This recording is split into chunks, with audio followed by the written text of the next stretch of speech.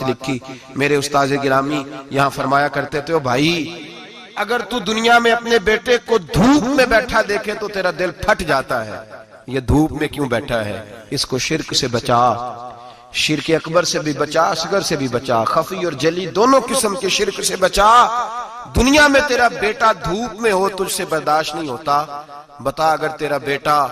جہنم میں گیا تو تجھے کیسے برداشت ہوگا، آگ میں جلتا ہوا تجھے، اسے اللہ سے جوڑ دے، اسے رسول اللہ صلی اللہ علیہ وسلم کا غلام بنا دے۔ میرے نبی کریم سید عالم صلی اللہ علیہ وسلم نے فرمایا جب تیرا بیٹا 7 سال کا ہو جائے تو اسے مسجد لے کے جا، 3 سال تک لے کے جا مسجد، 10 سال کا نماز نہ پڑھے تو سزا دے، 3 سال تک خود اپنے ہاتھوں سے ٹریننگ دے، اسے مسجد لے جا، آداب مسجد بتا، اسے نماز سکھا، تو خود لے کر کے جا، بھیجنے کا نہیں کہا۔ فرمایا جب بچہ 7 سال کا ہو جائے تو اسے مسجد، بڑی محنت کرتے ہیں ہم بیٹے کو بنگلہ دینے کے لیے، بینک بیلنس دینے کے لیے، دن رات ایک کر دیتے ہیں، خدارا سے نمازی بنانے کی بھی محنت کرو۔ حضرت بابا فرید الدین گنج شکر رحمت اللہ تعالی علیہ کی اماں کہتی ہیں جب میرا بیٹا پیدا ہونے والا تھا تو میں رب کی بارگاہ میں دعا کرتی تھی، اللہ اگر تو مجھے بیٹا دے تو اس طرح کا دینا بیٹا میرا ہو پر بندہ تیرا ہو،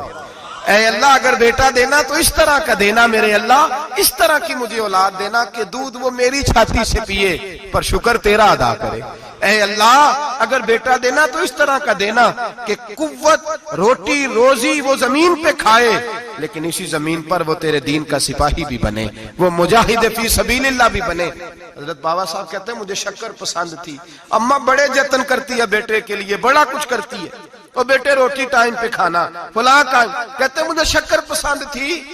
میری اماں سردیوں کے ٹھنڈے موسم میں اٹھ کے میرے لیے پانی بھی گرم کرتی، مصلی بھی بچھاتی، اور پھر ایک پڑیا شکر کی بنا کے میرے مصلی کے نیچے بھی رکھتی، کہتی بیٹا نماز پڑھے تو اللہ شکر دیتا ہے۔ آپ فرماتے ہیں میں روز نماز کی 5 نمازوں کے وقت مصلی اٹھاتا تو پڑیا شکر کی ملتی، سکول اور مدرسے کے میں اپنے کلاس فیلوں کو بھی کہتا نماز پڑھو بڑی پیاری شکر ملتی ہے، کہتے ہیں میں روز شکر کھاتا۔ ایک سویرے فجر کی نماز میں اماں نے وضو تو کرایا، مصلی بھی بچھایا، پر دیہات کی وہ سادی بی بی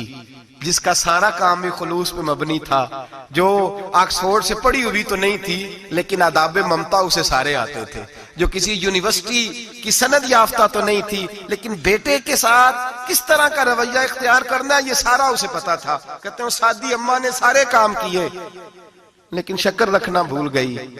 بابا صاحب کہتے ہیں میں نماز پڑھنے لگا تو ماں نے یہ بھی بتایا تھا کہ نمازی کے آگے سے نہیں گزرتے، نمازی کے آگے نہیں ہوتے۔ اب اماں کہتی ہے میں مجبور ہوں، درس بھی میں نے دیا ہے، بھول گئی ہوں، اب شکر رکھنے جاؤں گی تو پردہ کھل جائے گا۔ ایک کونے میں لگ کے ماں روئی، بیٹے کی شفا کے لیے نہیں، بیٹے کی نوکری کے لیے نہیں، بیٹے کے اچھے مستقبل کے لیے نہیں، ماں روئی، آنسو بہے تو کہتی کیا ہے، اے اللہ میں اسے اپنے آگے جھکانے کو جتن تھوڑی کرتی تھی، تیرا بنانے کا جتن کرتی تھی، اے اللہ مہربانی فرما میری پردے داری کر، اگر راز کھل گیا تو میرا فرید نماز نہ چھوڑ جائے۔ بابا صاحب کہتے ہیں اماں تڑپتی رہی اور میں نے نماز پڑھ کے مصلی اٹھایا، پہلے پڑیا ہوتی تھی اب تو پورا دریا شکر کا بہ رہا ہے۔ فرماتے ہیں میں نے وہ اٹھائی شکر کھائی اور میں نے چیخ کے کہا اماں جلدی آج بڑی لذیذ ہے، آج شکر کوئی انوکھی ہے، اور آج تو کمال شکر دی ہے میرے اللہ نے، ایک پڑیا کی جگہ پورا دریا بہ رہا ہے۔ بابا صاحب رحمت اللہ علیہ فرماتے ہیں میری اماں آئی اور میری اماں نے بازو کھولے تو ماں کی ممتا ہی بتاتی ہے کہ اللہ کی رحمت کس طرح کی ہوتی ہے۔ کہتے ہیں میں نے اماں کے سینے سے لگا تو اماں رو کے کہنے لگی بیٹے پہلے میں شکر دیتی تھی، آج شکر بنانے والے نے شکر عطا فرمائی ہے۔ ساری زندگی پیشانی سے سجدے کا نور نہیں گیا، ساری زندگی وہ لذت عبادت نہیں گئی، اس لیے کہ استاد نے ڈنڈے سے نمازی نہیں بنایا تھا، اس لیے کہ پیر صاحب نے یہ کہہ کہ نمازی نہیں بنایا تھا کہ نماز پڑھو گے تو روٹی میں برکت ہو جائے گی، اس لیے کہ علامہ صاحب کا وہ بات سن کے ہم نمازی نہیں بنے تھے کہ جس نماز میں بتایا جاتا ہے کہ بیماریاں ختم ہو جائیں گی نماز پڑھنے سے۔ اماں نے رب سے جوڑنے کے لیے نمازی بنایا تھا۔ ساری زندگی بابا صاحب کہتے رہے اٹھ فریدہ ستے آ، چاڑو دے مسیت، چل ہن اٹھ فریدہ ستے آ، چاڑو دے مسیت، او تو ستے ہیں رب جاگدا تیری ڈاڈے نال پرید۔ ساری زندگی نماز کی ٹریننگ دینا، اپنے بچوں کو اپنے رب سے جوڑنا، اپنے بچوں کو اللہ کے ساتھ ان کا تعلق بنانا، ان کو رب والا بنانا، انہیں رسول پاک کا غلام بنانا، یہ ڈیوٹی ہے ماں باپ کی۔ ایک بہت بڑے محدث ہیں، اتنے بڑے محدث ہیں کہ میرے نبی کریم کی مسجد نبوی میں وہ حدیث کے استاد رہے، حضرت ربیعہ بن عبد الرحمن نبی پاک کی مسجد نبوی میں حدیث کے استاد ہوئے، اور حضرت حسن بصری جو جناب علی کے شاگرد ہیں وہ بھی حضرت ربیعہ کے شاگرد ہوئے،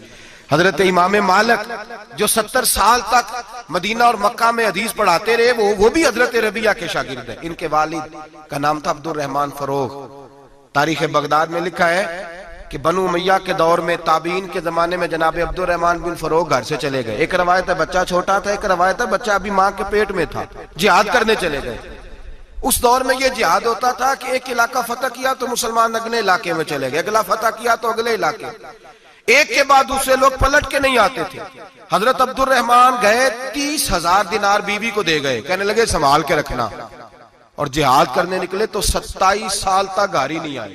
اور 27 سال کے بعد آئے تو حضرت ربیعہ محدث بن چکے ہیں، مسجد نبوی میں حدیث کے استاد ہیں، بیٹا بہت بڑا شیخ بن گیا ہے۔ واپس آئے، ہاتھ میں نیزہ ہے، کالی داڑھی تھی ساری سفید ہو گئی، وجود بڑا تگڑا تھا، کمزوری آ گئی، آئے نیزہ پکڑا ہوا ہے، گھوڑے پہ بیٹھے ہیں، مدینہ منورہ میں گھر ہے، دروازے پہ دستک دی، حضرت ربیعہ نے دروازہ کھولا، اندر داخل ہونے لگے تو کہنے لگے بابا تو کدھر گھستا آ رہا ہے؟ کدھر؟ اس نے کہا تو پیچھے ہٹ، تو میرے مکان پہ کب سے قبضہ کر کے بیٹھا ہے۔ بات تیز ہونے لگی، آواز تھوڑی بزرگوں کی بلند ہونے لگی تو اندر سے زوجہ نے سن لیا، وہ دروازے کی اوٹ سے دیکھنے لگی تو پہچان گئی، کہنے لگی ربیعہ پیچھے ہٹ جا، یہ کوئی غیر نہیں ہے، تیرے والد گرامی ہے، یہ تیرے والد ہیں۔ اندر آئے، باپ بیٹا ملے، عصر کی نماز کا وقت ہو گیا، بڑا روئے، 27 سال کے بعد باپ لوٹا، 27 سال کے بعد بڑے روئے۔ نماز کا وقت ہوا تو حضرت ربیعہ جلدی سے وضو کیا، مسجد نبوی شریف چلے گئے۔ جناب عبد الرحمن فروغ نے بھی کھانا وانا کھانا تھا، کھانا کھانے بیٹھے تو حکم دیکھے شوہر کیا کرتا ہے، یہ نہیں پوچھا کہ 27 سال حال کیا رہا، پوچھنے لگے میں تجھے 30,000 دینار دے گیا تھا وہ کدھر ہے؟ تو زوجہ کہنے لگی کھانا کھا لو، عصر کی نماز پڑھ کے آؤ، پھر بتاتی ہوں پیسے کہاں ہیں، آپ کی رقم بڑی اچھی جگہ پہ محفوظ ہے۔ کہتے ہیں میں نماز پڑھنے مسجد گیا، عصر کی نماز کے بعد میرے نبی پاک کے منبر پر ایک نوجوان بیٹھا ہے، گھر میں تو ان کا انداز ٹوپی پہننے کا تھا نا، سادے عام لباس میں، مسجد نبی میں جبہ پہنا ہے، سر پہ امامہ ہے، خوبصورت لب و لہجے میں رسول اللہ کے منبر پر بیٹھ کر، نبی پاک کے منبر پر بیٹھ کر، پتہ نہیں آپ کو اس بات کی لذت نصیب ہو رہی ہے کہ نہیں، عام جگہ نہیں، نبی پاک کے حضور کے منبر پر بیٹھ کر نبی پاک کی حدیثیں سنا رہے ہیں، اتنا بڑا مقدر۔ کہتے حضرت امام مالک جیسے لوگ، خواجہ حسن بصری جیسے لوگ کاغذ قلم لے کے حدیثوں کی سماعت کر رہے ہیں، ان سے درس لے رہے ہیں۔ جناب عبد الرحمن کہتے ہیں میری نظر اٹھی، کچھ بوڑھا ہو گیا تھا، کچھ اس وقت وہ ٹوپی میں سادے لباس میں تھے، پہچان نہ پایا۔ ایک شخص سے پوچھا یار ہے تو جوان پر اس کے چہرے کی نورانیت میرے دل کو بھا گئی ہے تو جوان پر اس کا حدیثیں بیان کرنے کا انداز میری طبیعت کو گھائل کر گیا، یہ کون ہے جو نبی پاک کی مسجد میں بیٹھ کے حدیثیں بیان کر رہا ہے؟ تو کہتے ہیں امام مالک کہنے لگے بابا جی چپ کر جاؤ، ہمارے استاد کے بارے میں اونچے لب و لہجے میں بات نہ کرنا، دیکھتے نہیں کتنے کتنے لوگ بیٹھے ہوئے خاموشی سے۔ تو میں نے کہا مجھے بھی تو بتا دو نا ہے کون؟ تو کہنے لگے کوئی عبد الرحمن فروغ نام کے بزرگ ہیں، یہ ان کے بیٹے ہیں، ربیعہ نام ہے۔ کہتے ہیں جب لفظ کہے تو میرے آنسو چھلک کے باہر آئے اور میں حضور کی مسجد میں گر گیا اور رونے لگا کہ یہاں اور میرے رسول پاک سید عالم صلی اللہ علیہ وسلم کے منبر پر اور میرا بیٹا۔ کہتے ہیں میں تڑپ کے گھر گیا اور گھر جا کے میں نے اپنی بیوی کو جب دیکھا تو میرے آنسو نکل گئے، میری بیوی سمجھ گئی کہ یہ میرے محدث بیٹے کو دیکھ آیا ہے۔ کہتے ہیں بیوی رو کے کہنے لگی میں نے آپ کے 30,000 دینار آپ کے بیٹے کو مصطفیٰ کریم کی حدیث کا استاد بنانے میں خرچ کر دیے، میں نے وہ 30,000 دینار خرچ کر دیے، 30,000 دینار آپ کا بیٹا میں نے۔ تو کہتے ہیں میں اپنی بیوی کی طرف دیکھنے لگا، میں نے کہا قربان جاؤں، میں اگر اللہ کے دین کے رستے میں تھا تو نے میرے ساتھ نیکی کی ہے، میرا بیٹا بھی دین کے رستے پہ لگا دیا، میرے بھائی اللہ سے جوڑا۔